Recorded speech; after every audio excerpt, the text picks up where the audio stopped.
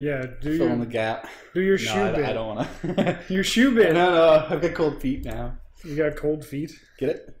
Because I'm not wearing shoes. That was my second shoe joke. And the only one you're going to hear. It's a bad so shoe. Today... Oh, we're this terrible speed gamers. Did we do that already? We have not done it yet. Alright, we can wait. Well, this is the terrible podcast. We'll say that. And we are your certified terrible streamers. Definitely Jeremy. certified today. And Rob. And we're just going to check, make sure that everything is working nicely. And Perfect. And while you do that, maybe I'll start thinking about our topic. Start us off. Tell everyone what we're talking about today. You want to start with the FTC thing? Yeah, we'll start with Machinima. Alright. So a year and a half ago, I believe, back in the end of 2013, Microsoft, this is back when the Xbox was first coming out, I guess. Xbox One, sorry. Microsoft put out like a, what's this called? I want to say advertisement. What's the way when you like tell someone else to do something for you for money? Which I know the word because I was researching this. Well, yeah, advertisement. Wouldn't it be? Advertising blast? I don't know what you're talking about. Yeah. But anyway, well, they reached out to Machinima and a bunch of other people through Machinima and asked them to do more or less paid positive reviews of their system, upcoming system, Xbox One. I'm just trying to get us on the same page here, Jimmy.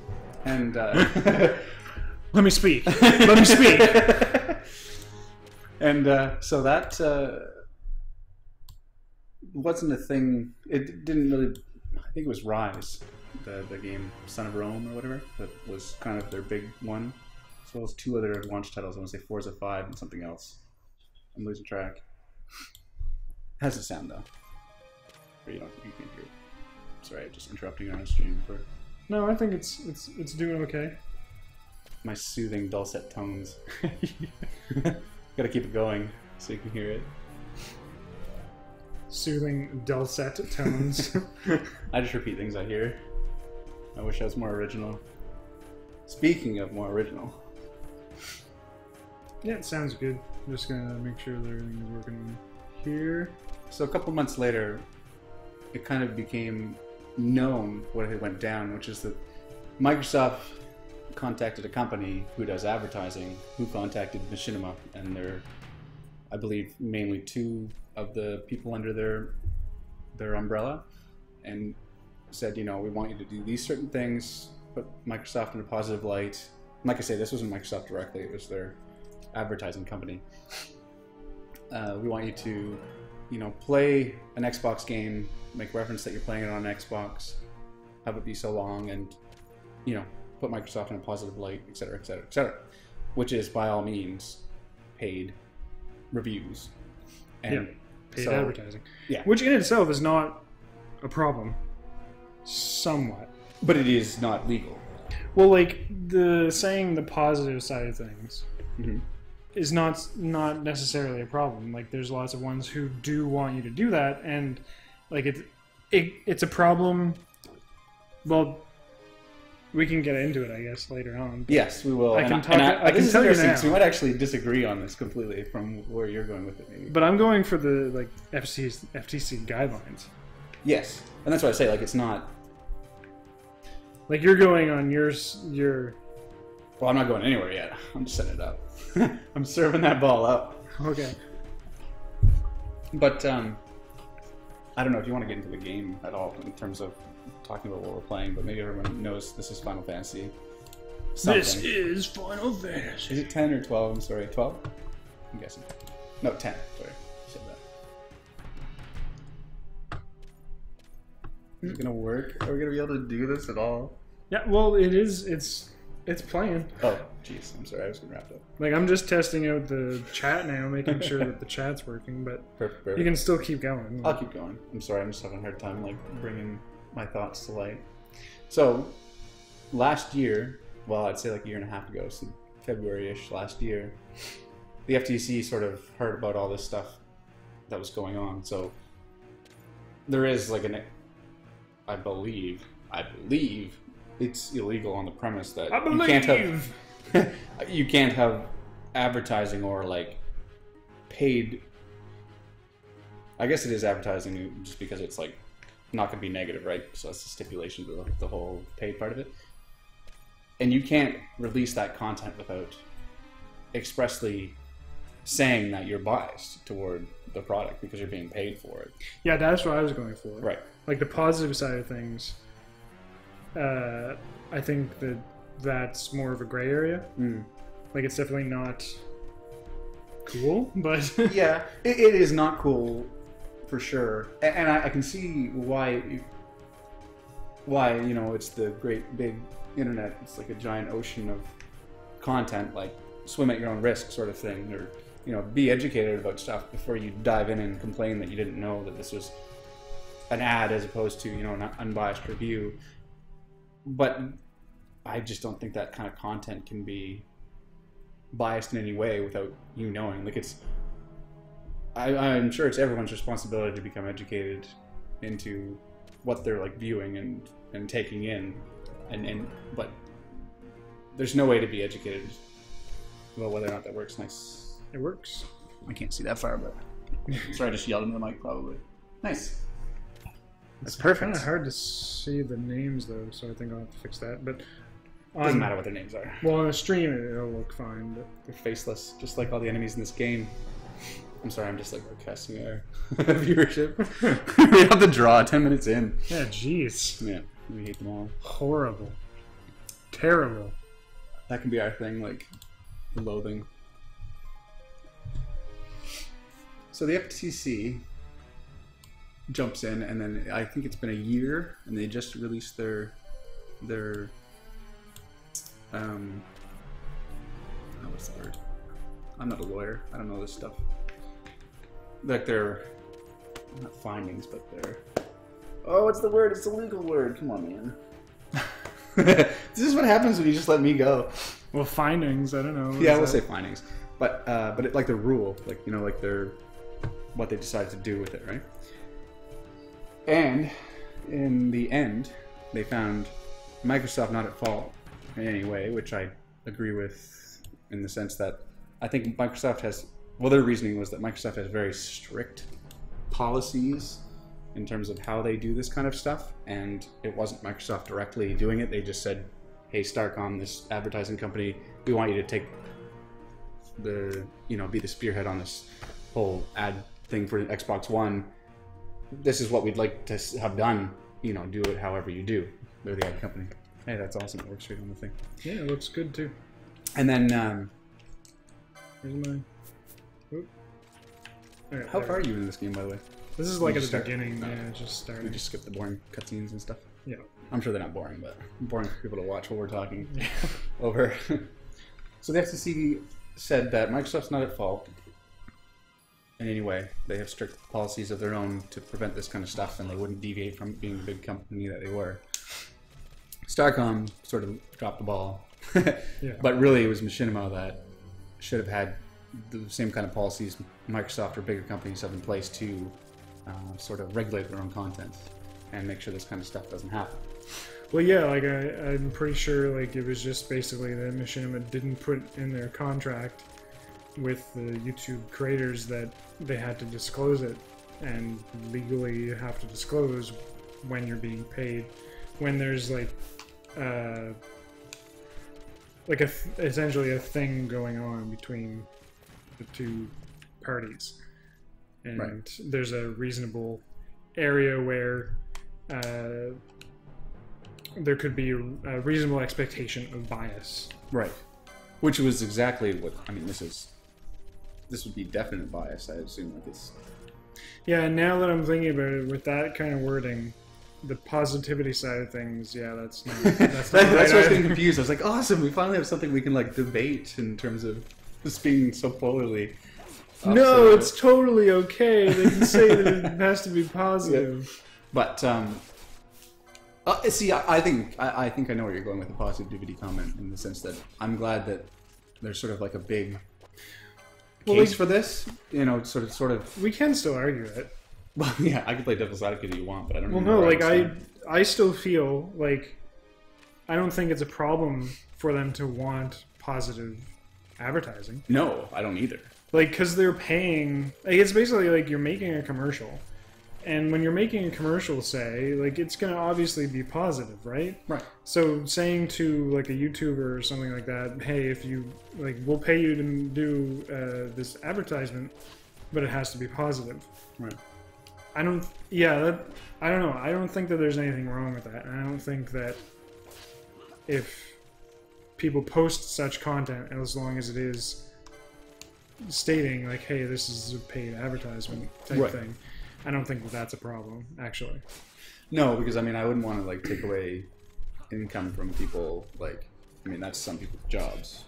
You know, you're, like, those people would probably work for Microsoft, though, in the instance I'm thinking of, where they would be, like, you know, admin themselves, you know, sort of what they got the people at Machinima to do, play their games and put it in a positive light, and that sort of thing. I definitely don't think you should not be able to do that.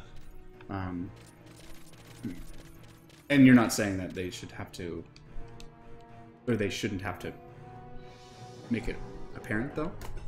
Or you're saying they should make it apparent? Well, no, they, like, that definitely, they have to make it apparent that it is sponsored by something, but the positivity side of things, I guess, is the biggest thing. Like, if they're paying so much money, like, definitely the YouTubers, like, if they say no, there's nothing wrong with that. Like, if they say no on the basis of not wanting to do like non-positive, like they want to do it as unbiased as possible, that's for sure within their rights, obviously, and it's within the other side's rights to want that positive message rather than not. Right.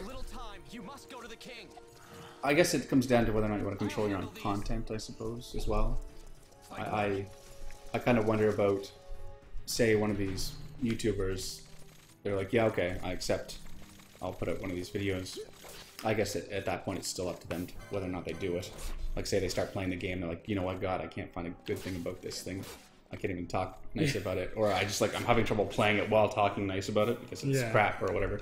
I'm sure they're not crap. Like, I'm not trying to say that they paid people to put things in a positive light because they didn't think good of their own product. I'm sure they thought good about it. They just don't want somebody being like, yeah, this is a good game, but, like, there wasn't care put into this, because that is sort of a slight against the creator in itself. Yeah. If you're paying them to, like, talk about your game and play it. Well, it's especially, like, I don't know, when other people have been really burned in the past as well. Like, YouTube, like, it's definitely a new thing, but hey, it's Cosmic Wave. Hello. Nice to say the same thing. It's definitely a new thing, but it has a lot of impact. Like, I mean, I'm not so susceptible to certain things, but because of, like, you know, with game theory there, they did a bunch of advertisements for this thing called NatureBox. And I did NatureBox partially because it looked interesting, because of those ads that I've seen. Like, I like snacks, and stuff like that. So, like, partially because of that. And hit us up, NatureBox. Sorry. And partially because I wanted to support the creator who was advertising it. Right. So, I like it. Definitely, it influenced me, and I'm sure that it influenced a bunch of other people too. Yeah, they wouldn't advertise unless, you know, there's people watching it. Like, yeah. You know, there's a reason they advertised on game theory, you know, and not. Yeah, I'll say our stream or whatever, because there's guaranteed views there, and yeah, I guess if he went on and was like this game theory guy, I don't know his name, sorry. If he went on Matt, Pat. Oh, Matt. Matt is an awesome name. Matthew Patrick. Okay, and if oh wow, we're already. If he was just like, I don't personally, like, I'm sure there's something in. He never went on everyone, like, so he advertises in the middle of his videos and stuff like that, I assume, or yeah, like at the end. At the end, I'm sure it says somewhere that, you know, this video was sponsored by. Yeah. So you know that's there, but I'm sure there's a stipulation that he didn't talk about, which is the same in this case, where I'm sure there's a stipulation that you can't be like, oh, here's my dumb friggin' sponsor coming next. Like, I don't personally subscribe to it, and then it plays like the ad. Like, I'm sure there's something against him doing that sort of stuff. So, in a sense, he's still not completely 100% control of his content. But, you know, I'm not saying that there's anything against that. It's just kind of the thought that I had when I think about that sort of stuff. Like, well, like I know with like other ones that I've watched, but maybe he likes Nature Box. Yeah, Nature Box. Maybe he just loves it so much. He's like, man, please, can you give me a sponsor so I can play these ads for you? Well, like I know with this other one called Funhouse, they have basically this ad copy. So they have this little bit that they have to read basically, and like that's kind of the wording that they have to use for that. But then, like aside from that, they say other stuff. So like they will first do that ad read, and then they'll also like talk about the service and like how like if they use it themselves and stuff like that, and just kind of that extra stuff. So it's like it's also, I guess it's kind of getting off topic there, but it's also a matter of like YouTubers and other people not advertising something that they themselves wouldn't really subscribe to or wouldn't really do themselves. Right. Because like Funhouse, like they did one for these like DraftKings, and I think it's like what's it called? Fantasy football thing. Okay, yeah. But it's like you can bet real money, I think. Okay. And they were talking about how some of them do use it. So it's just kind of like they are actually kind of choosing their own advertisements, right, for what they do as well, not just picking a random one. See, and I mean that's, and I guess that leads to maybe where I was kind of thinking next is in the sense that I'm a huge proponent of truth in advertising. I guess like not putting something out there like if you don't believe in it, and not. I guess I view a lot of ads as being, at their essence, like deceitful, because I don't feel like they... I mean, just because you know something's paid for by something doesn't mean it's telling you the truth. You know, like it can still lie to you, just because you know that it's being paid for by somebody who's interested in it. Well, I mean, just it would be funny, like you go in and they do this ad. It's like, this is brought to you by Nature Box, and then like for the first 5 minutes, oh my god, guys, Nature Box, I love it. Look at these snacks. Tom, tom, tom, tom. But that's almost truth in advertising, because I mean, he had to eat them. Ah, man, maybe he threw up right after too. I don't know. Well, yeah, it's like reminds me of The Simpsons there, and Krusty the Clown, and Krusty Burgers. You know what? You know the scene I'm talking about? Yeah. Where he like eats it for the commercial and then spits it out right afterwards. I think that scene would be funnier if he used like a food eating double or something like that. Just a really close up of him just shoving this, his hand shoving the Krusty Burger in someone else's mouth. But you're right, Cosmic Wave. This character does look like a girl. I have no choice over that, though.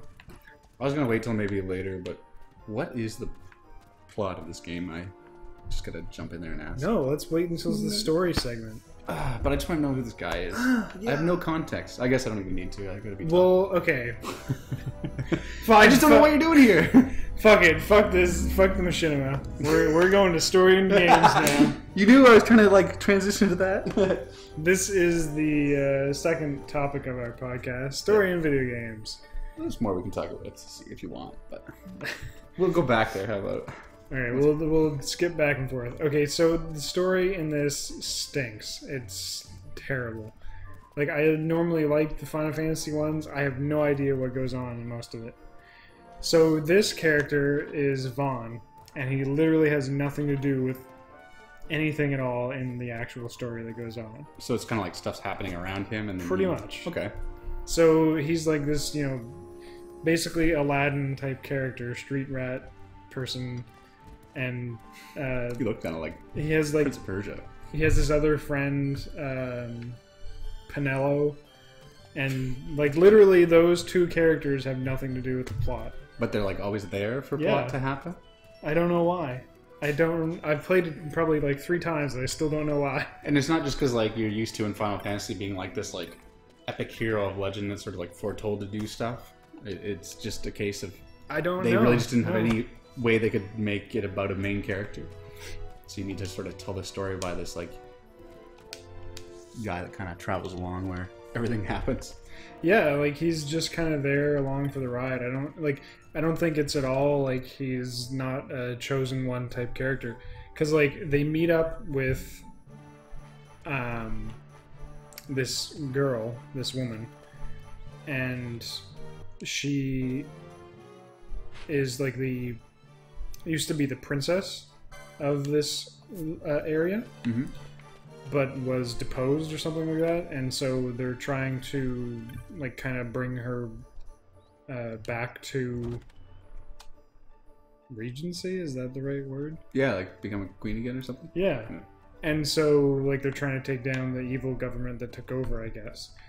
And again, like the Van character, this guy, and Pinello have really nothing to do with any of it. They're just kind of there. They're soldiers, or they're not even soldiers. He's just I guess, conscripted. What were you doing at the beginning? You were like, oh, conscripted. Well, the other guy there... VR training. Okay, I guess... No, I'm starting to remember now. This guy is the brother of the first guy that we were playing as, I think, if I remember correctly. Oh, okay. And I thought they were the same people. One of the guys there killed his brother, I guess. So I guess that's kind of how they're involved. Okay. But it's still... But even his brother didn't have much to do with the overarching... Well, his brother was a soldier. But it's still kind of almost like... It's still only like tangentially... Involved. It's like, yes, it's about... He's involved in the war that's going on. That's because of the plot. He's involved in certain characters and stuff like that, but... Like, most of the actual plot that goes on doesn't have anything to do with that. I guess he kind of has a revenge story going on. But that seems like kind of weak for... Yeah, Final it's Fantasy's not, like epic sort of saga of games. Yeah, it's not really. I don't know. Nobody likes this character. So our current topic is like stories in games and how they are tragically. I won't say like always, but like Where the fuck am I supposed to go? bad, I guess. Like in terms of telling a story, and although I'll say in the last couple of years, there's been some really good like changes into how stories are told in video games, and there's definitely a lot of older games that I can think of that had really good stories, but like it's usually you looking for the story in the game as opposed to it being like told to you in a good way. I know Half-Life 2 gets a lot of, and Half-Life 1 gets a lot of tout for like sort of actually telling a story while you're playing, I guess, in a good way, because I really don't see what's good about those games other than the story is quite immersive. And so I guess we're going to talk about why that is. But well, why is it so hard to make a story in a video game? In our biased opinion. In our biased opinion. But just my first question to you is, I haven't played a lot of the Final Fantasies. We talked about it just before playing. I played 7 and maybe 1 or 2 of the earlier ones, and none since 7 anyway.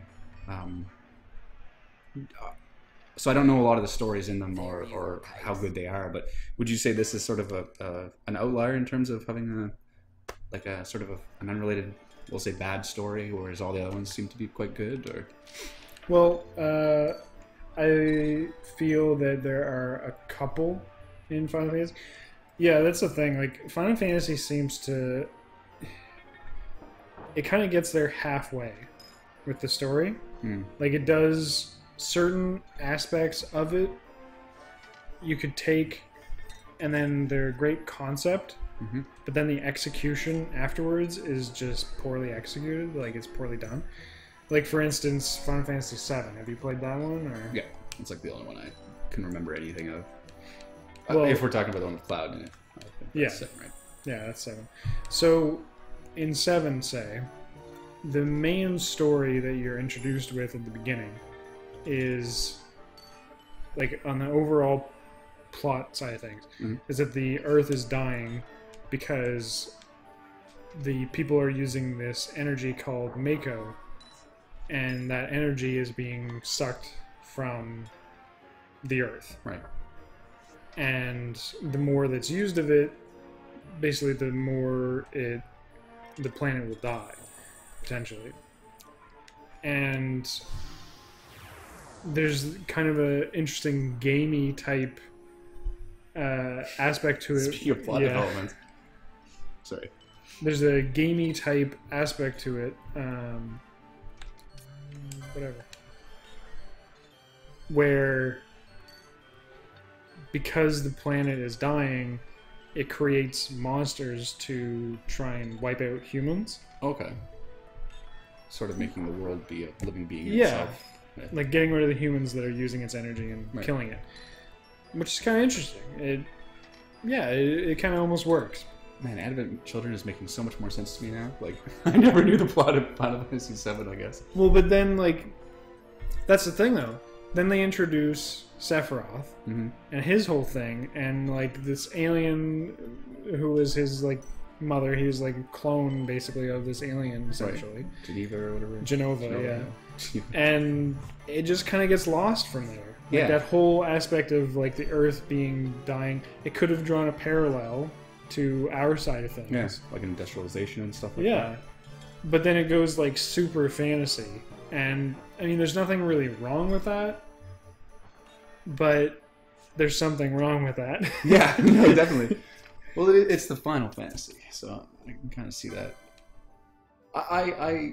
My thought is that, and like I say, I'm not gonna pretend to be like an amazing anything in terms of like video game design or like writing or anything like that, but I see a lot of in games, like there's always seems to be a really in a lot of good games like Final Fantasy, especially things like that, have really great fleshed out universes that have like great concepts, like you say to it, like you know, like the idea of like this, you know, Gaia or Earth or whatever trying to protect itself and drawing parallels to industrialization, and I'm sure those are all there and things like that. Or I don't know, I'm trying to think of any other game universe, like even Halo, you know, like it's kind of a weird stupid story, like, and it goes to that trope of having like a civil war amongst aliens in order to win, you know, against them and that sort of thing, which I hate. But you know, the universe that you're in is so neat and fleshed out, and you can tell someone just like started there, I guess, like with this universe and then told a story inside of it. And I think maybe that's where a lot of it's really probably hard to write like a video game narrative and keep a hero there and like have all that stuff be told to you gradually and like have good pacing and all these things that are necessary to like movies and books and things like that. But like the universe is there, you know, like there's like definitely spark in a lot of games that I'm thinking of. I wish I could think of some better examples though. Even like Metal Gear, you know, like the story gets like crazy out of like it's so far out of fifth base, you know, like far past something that even exists, and like, but the universe is so cool, you know, like there's all these like really neat like elements of all these like little rogue like spy teams and stuff like that, and like, you know, like the fantastic elements of like, I don't know, I'm thinking of what was the one with Raiden or whatever his name is. Anyway, Substance. Yeah. I think I played it on the Xbox and it was like Substance. Yeah, well, I got into an argument one time about the name of it. Yeah. Because I thought it was Substance. Yeah. Because Substance makes fucking sense. Yeah. Because it's like the game with substance. Well, he's eating things, and it's like that's kind of focused, but no, it's subsistence, and it's like, what the fuck? And then Revengeance there for the other one. That game is awesome, though. I still want to play it. Oh my, so fun! It's a blast to play, but of all the Metal Gear related games or anything, like its plot is beyond. I guess I don't know. So back to Substance or whatever. Like, I mean, that story like ended up involving a plot that like ghosts living in paintings in the White House were like controlling all this shit, and I don't know. It made no sense, right? But the whole universe of like the world like slightly into the future where like all these giant entities exist and like sort of coexist and help and hurt each other, and like I don't know, nanotechnology and viruses and things that they're releasing to, you know, to wipe out these teams, and I don't know, it's like super counter espionage, cool stuff, but like the narrative as you go through it, like they don't tell it to you. Like, you know, I'd be more interested in knowing more about the world and the universe as opposed to like as I explore through, as opposed to just being like, okay, here's a 30-minute long cutscene about nanomachines and ghosts. You know, like now that'll tide you over to the next next time we talk about this kind of stuff, and I guess that's why I brought up Half-Life. I guess this seems to be one of the games that, like I say, I don't really understand the high praise in those games. I've played them both tons, but they do a really good job at kind of keeping you in the narrative, I guess. But just because you never get sucked back into like that cinematic world, like it keeps you focused on Gordon Freeman as he runs through, you know. Maybe that's the difference. Well, even, I don't know, with Half-Life 2, like I played Half-Life 2, but I never even actually finished it. I never really got invested in the story. Like, I still don't really feel that it was the greatest. And like, the thing that I feel is the biggest, like, there's two things which kind of hamper making a great story in a video game, at least in, like, one I just thought of now. I know it's not going to be a very well thought out argument, but the first thing that I feel really puts a damper on making a good story is the interactivity. It's still a new medium. Nobody really knows how to do it, and the ones that do it like it's choose your own adventure. Right. And the ones that do it the best in that sense are the ones that we play with, like 999 or Richard's Last Reward, where the focus is on it literally is a choose your own adventure. Yeah, exactly. And the only other thing about it is like puzzles, which I guess is it's not really, it's the least game you can get out of a game, I feel. And with the strongest narrative and the strongest, like, I don't know, but even the universe in that is amazing. Like, the whole concept of it is just fascinating. But I mean, like, if we're talking about a game like, say, this, the interactivity side of it really puts a damper on the story, because it's like there's so many things that are just going on, and it's like so many different things that don't even have to do with the plot. And if you were, say, looking at story from a general standpoint, this would be the shittiest story ever, because there'd be so many plot divergences, and like, if you like anything regarding novels, right? It's just off the rails. Like, there's nothing to do with anything plot right now. Yeah. Like, I'm going and fighting this little monster. Like, what the fuck does that have to do with anything, right?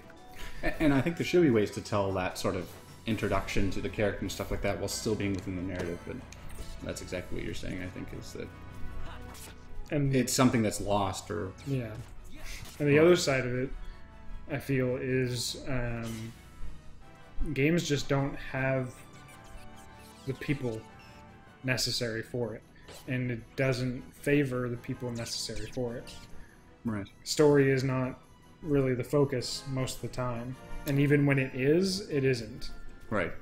And they don't pay enough for it, and it's more like an afterthought. Right. It's more like gameplay, coding, then story kind of thing. Well, I mean, yeah, definitely. Like, if you ask me, like, what the most important thing to make, like, a successful game, in my opinion, like, I would instantly go for, like, gameplay or, like, you know, playability and that sort of thing. But, oh, for sure. I mean, I hate this game's story. I could not tell you anything really about what goes on in the main details of it. I like the gameplay, though, even though, like, people harped on the gameplay of it. I like the gameplay, and I don't mind the environments and stuff like that. So, like, that's why I've replayed it a couple times. Yeah. And I mean, would you have ever played it if it wasn't Final Fantasy, I guess? Never that I'd in that sense? Probably not. No. Like, because the main thing that attracts me is kind of story. And where I've gone to Final Fantasy before, I've had good stories, I've had great gameplay, I've had some of my favorite experiences in gaming, and that's why I keep playing them. But in this one, like, the story just didn't match up. The gameplay was okay, and it just kind of, I don't know. I don't know where I was going with that. It's a freaking good game to play. It's still a good game. It's a good game to play. Yeah. It's just not a good game story-wise. Yeah, like, you wouldn't sit down and tell this story to your kid to put them to sleep. Well, maybe to put them to sleep, but not to entertain them. But yeah, it's like, I don't know, I don't think that the game industry really puts a focus on story. And actually, yeah, now the third kind of thing, the third factor, nobody cares about story, and nobody cares about a story in a video game. No. Like when you, I wouldn't say nobody, but I mean like. Well, we just sat here and said we both care about the story in games, just not. It's not the first and foremost thing. I mean mainstream. Yeah. Because like what I was going to get into there, like I'm sorry for dominating the conversation here, but I dominated the beginning. And how dominant I was. I have had not really arguments, but I've had to defend video games many times over the course of my lifetime because people do not see it as just a viable like storyline thing. They think like, okay, if I'm going to play a video game, I'm just going to play something like Mario. If I want a good story, I'm going to go read a fucking book. Right. And that's their argument. And I'm like, but you can have both. You can have both for one thing, and as well, let's say that, you know, Shakespeare was never written, and it was only plays. Right. And you say, oh, if I want a good story, I'm not going to go watch a play, I'm going to go read a book. Right. You would never read fucking Shakespeare then. No. And it's just like, I don't know, it feels like it's devaluing a medium just because of the medium that it's being presented in. A game can have a good story. A game can have an excellent fucking story. And I always come back to 999 and Virtue's Last Reward because it's mind-boggling how good that story is. But I'd like to say that you can have a good story in a game, and you can have a good game with a good story without it being narrative focused, like 999 and Virtue's Last Reward are. I feel like their focus is the story, you know, and that's where they start. But whereas a lot of games, like we were saying earlier, you start at the gameplay and sort of, you know, maybe even start with the universe and sort of like find a story in there that you can tell inside this game you're making, you know? Yeah. I'm just trying to think of other games that like a game that I feel like it was narrative driven from the start, but you know, like you're right, it's not really the medium people are looking to. I don't know. We were talking about Orson Scott Card before, you know, great writer. I know this is sort of jumping into something else, but you know, like, and I was saying it doesn't make sense for him to jump into other mediums, I guess, because to me, like, he's an established writer of novels and sort of things. So I was saying he got into comic books, and I read some of that, and he wrote that game's script. And it surprised me because my thought was that the money wouldn't be there, you know, like there's not as much focus on, you know, plot. Even I hate to even say it because I love comic books so much, but even in comic books, really, like a lot of like the narratives and the plots are a lot more like shakier than like what you'd read in like a good book or like or something like that. Just because I think more of the focus is on the art as well as combining the two together. Well, and plus, like with comics, the comic side of things, it feels like the even the situations are more important than the plot. Right. Like the universe itself and that sort of thing. Well, like one example there was with the Civil War, which is being turned into a movie there. With Civil War, the story doesn't make any fucking sense. It's not the story; it's the characters. It's the fact that there's 80 different stories going on within the event, right? Like, so you're being told a comic. I mean, I've read most of the Civil War stuff back in my day or whenever. I don't know how old it is now, a couple years. But like, you're reading what, you know, Iron Man did during like the Civil War, what Captain America did during the Civil War, what Spider-Man was doing, you know, like, and even to get a collection of all that stuff together, it's so eclectic in how it's told and that sort of thing. You're right. Like, there's no real. You're just kind of knowing about. They're just telling you about an event through pictures, and there's no real narrative to drive those characters through it, I guess. Well, like what I was reading about it, like I never read the actual comic there, but they were talking about how it's an event though. It's sort of a thing Marvel set up. Anyway, sorry. Well, they were talking about how they kind of need to step up their game for the movie because some of the things that happen in it and some of the characters' sides that they choose just don't make any sense. No. Like Iron Man, he was on which side? He's pro-registration because he worked, you know, he's... I'll say like what my reasons for thinking is he's pro-registration because he Well, he's human, right? And he worked with Shield really closely. I think he's the director of Shield at this point in the story, stuff like that. So like he's pro that, and Cap being the opposite side of the whole thing. But I don't understand why Cap would be so against registration at all. Yeah, because that's what they were saying. They were kind of saying, like, for the reasons that they were on either side, it didn't really seem to mesh up with their actual character. Right. And with, say, Captain America, he's all about laws and stuff like that, and the registration side of things could help out the families of superheroes. Right. And legitimize being a superhero, like, as a career for people. And plus, like, it's no longer being vigilanteism, it's like people being sanctioned by, and especially which is what he's been doing his whole life. Yeah. In fact. And especially where it kind of left off in the movies, at least. Like, are you familiar? Like, do you watch them or movies? Yeah. I just actually watched both Avengers yesterday. Okay. So yeah, where it leaves off on Avengers. Spoilers. Skip to this time code. You put that in that. Yeah. At the end of Avengers Age of Ultron, he is still within S.H.I.E.L.D., still sanctioned, and he's making a new team. And it's kind of Tony like leaves. Yeah, and why would, like, it seems like it would flip at this point in the movies, which would make a little bit more sense. Like, Captain America be pro registration and being like, we need more people on our team so that we can get this all organized and everything. Yeah. And then Tony being against it. Well, my thought on that, because I was thinking very similar things when I was watching the end of that. I'm like, well, they're not really setting it up for Civil War, really, other than introducing a bunch of, like, new Avengers that they can use in Civil War, so they have more to split around and stuff like that. I think they were leaving it as open as possible while just introducing the characters that they could at that point, just to say like, oh hey, Rhodey's going to be probably there, and or you know, War Machine and Falcon guy with the wings, like he's in the comics, he's the next Captain America, so I can see why they would. I get the feeling that they're just gonna have two Captain Americas, and they're gonna put the Falcon as Captain America as the pro registration guy, and then Captain America is going to become Steve Rogers and go off the grid and be like the anti-registration guy. Although I don't understand his reasoning for it, except to say that his reasoning in the comic is, I don't know, I'm sorry if I'm talking too much about comics, but my favorite medium. He's so much about like freedom and being able to choose what happens, while not epitomizing any of those ideals through his actions.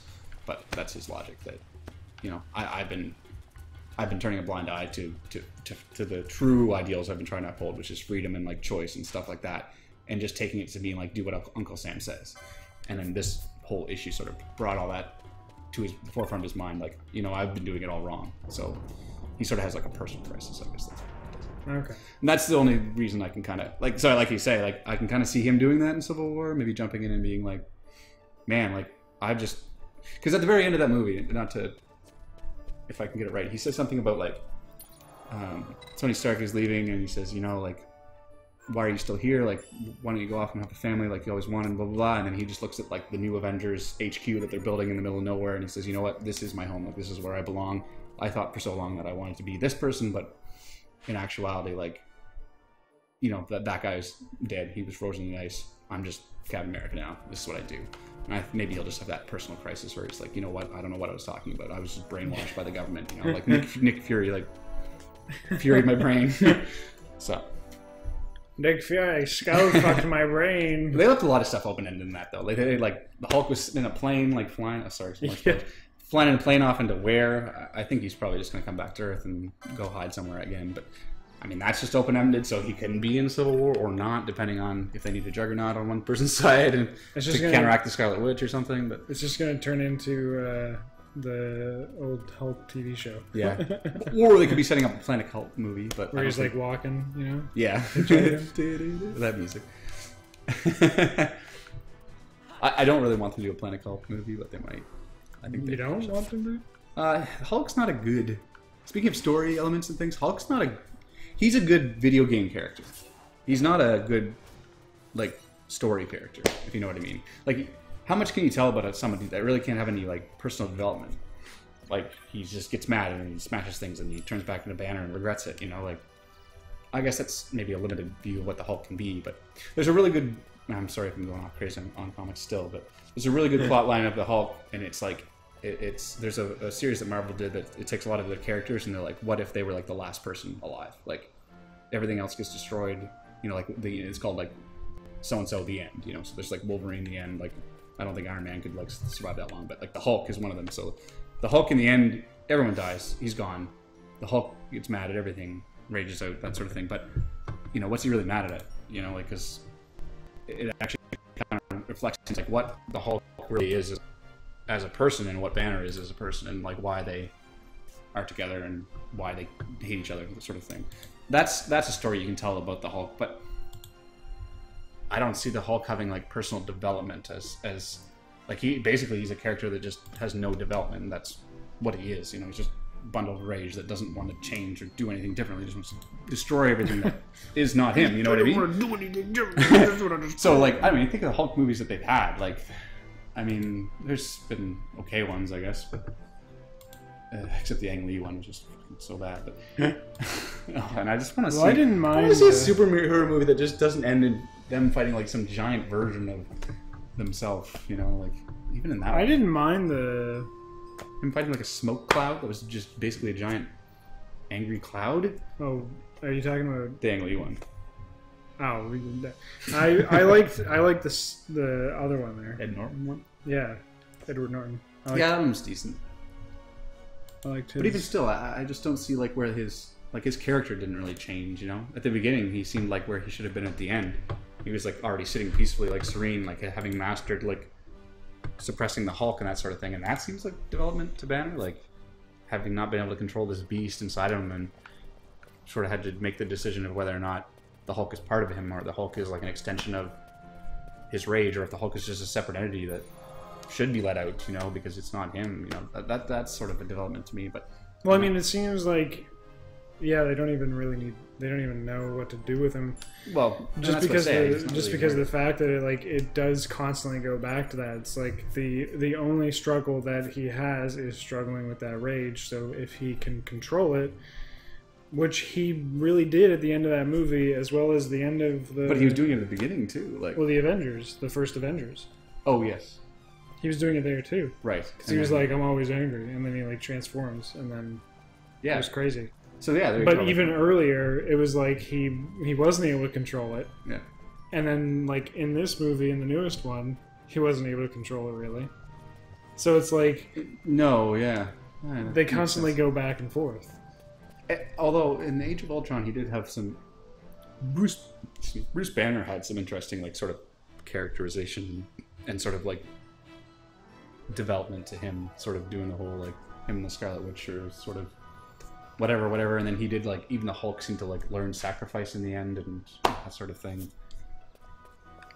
So I guess there's a bit of a story there, but like that can't be a whole movie, you know? Like that can barely be a comic book, which makes me wonder like why Superman still has like comics going on. I think that he's the same sort of type of character. He's like too big to have like any failings or something like that, or having a sort of personal crisis, other than people around him just dying and him not or something. That's Superman meme. Anyway, let's go back on topic, I guess.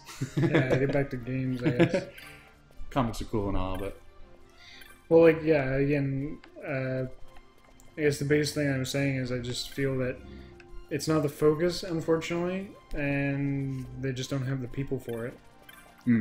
Like it's the medium itself, unfortunately, is not built for story, and the people who are writing them aren't good enough to really come up with something that means anything. Right. Do you ever play the game Enslaved? No. Odyssey to the West? It's Andy Serkis is in it as or did I say that right? Serkis or Circus? I don't know his name. He plays the main character. Really good story, really good action story in the game. But the gameplay was sort of took a back seat. It was kind of there, but not really. And they had I can't remember who wrote the story to it, but they were quite prominent. And we were talking about, I can't remember the name of that game and that sort of thing. And when I was mentioning Orson Scott Card, I guess I'm just so surprised when I hear that they make that jump from medium to medium, say from like writing something that's based solely on like the strength of your writing into, you know, writing for a video game or something else like that. And like we were saying before, I have that initial shock and surprise to even know his name was attached to that, because what you were just saying, there's really no, I just don't think, and it seems you too, don't think that there's money there. Like what you just say, like why would you jump from something that you're successful at into something that's related to 100%, but like, I don't know, it's just like taking a pay cut to do it. Yeah. And that maybe is what the problem is, like where the focus isn't there, so the money's not there, so the people aren't there, so it never happens. But I don't know. I'd like to think that, I mean, there are gems like there. Like I say, Enslaved is one of the ones where it's a rehashed story. I mean, I think it's called Enslaved Odyssey to the West, because I think there's an old story called Odyssey to the West that's basically the same thing, but it's just told in sort of a dystopian future society sort of thing. Not the original story, but this game. I'm trying to think of other games with like good narratives like that, but like I say, the gameplay took such a backseat to it. Like, I mean, it was okay, and I got through the game, but like, I was like, man, I can think of so many ways that could just improve the gameplay just by even adapting elements from other similar types of games, I guess. I think the only game that I've played that I think would translate almost exactly to a book was the Xenoblade Chronicles for the Wii. Oh yeah, and the 3DS now. Because just playing through that, like, I never felt that the story, like, you know, obviously, like, there are things in there that, you know, people might not like dialogue might not be the greatest or anything like that, but that's kind of whatever. The actual story, usually separate dialogue writers anyway. Yeah, the plot and the world itself feels like it could so easily be made into like a fantasy novel, like an epic fantasy novel, like Game of Thrones or Lord of the Rings or something, just because of like how much history there was of that world they introduced in there.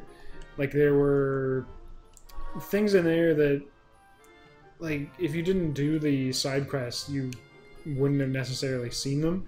But there's this whole thing about, like, in the world there were giants before, but they all died off. Cool. And, like, there were things about, like, you could go to these ruins of, like, the giant ruins, and it would talk, like, there would be little bits of lore about how there was like fights between the giants and these like massive spiders and stuff like that, and then like suddenly this like massive spider shows up and like you have to fight it and stuff like that. It's just kind of interesting because there's like still spiders lurking around there, right?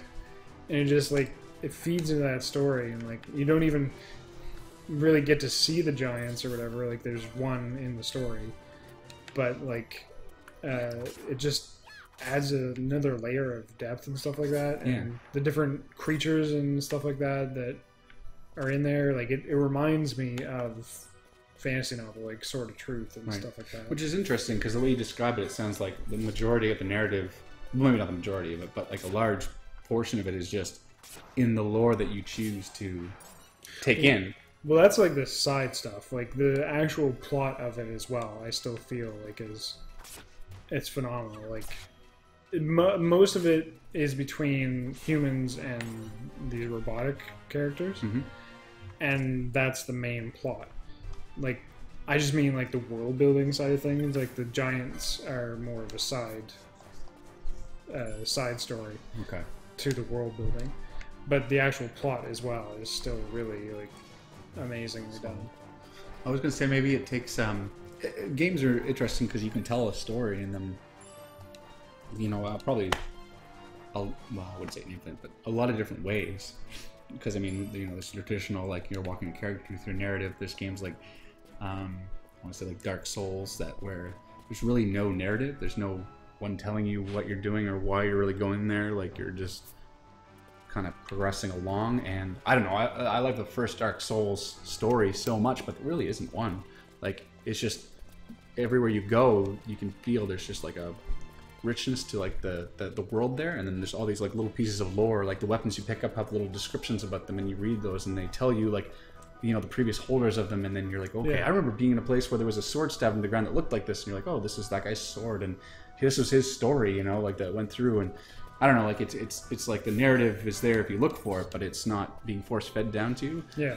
And that sort of, I don't know, it makes me wonder like why there isn't more of a focus on stories in games where you can have something where it seems like the story's not even there, like it's sort of like an undercurrent to it, but man, like when you look for it and you find it, like it'll pique your imagination more than, you know, some books that are really well written in that sense. But I don't know, with those ones, like, definitely maybe that's my imagination, it's just good.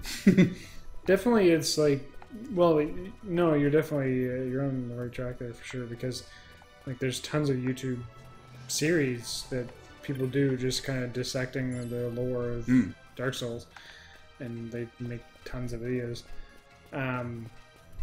But what was I about to say?